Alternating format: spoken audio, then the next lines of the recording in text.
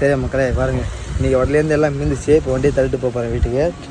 மணி இப்போ கரெக்டாக 12 மணி ஆகுது பாருங்கள். காலையில் 6:30 மணி தள்ளிட்டு வந்தேன். மணி இப்போ 12 ஆகுது. நிஜமாக தான் மணி இப்போ 12 ஆகுது.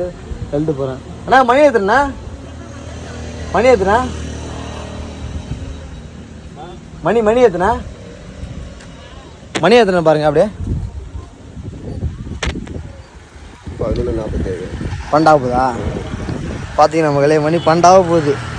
அப்போ இது வரைக்கும் நாங்கள் இவ்வளோ நேரம் இருந்ததே கிடையாது மக்களே. இன்றைக்கி இதுக்கப்புறமாச்சும் இன்றைக்கி இதெல்லாம் ஒரு அனுபவம் தான். என்ன பண்ணுறது, இதுக்கப்புறம் இன்றைக்கி தான் எனக்கு ஆதரவு கொடுத்து சப்போர்ட் பண்ணி நம்ம கடைக்கு ரெகுலராக வரணும். சரியா மக்களே?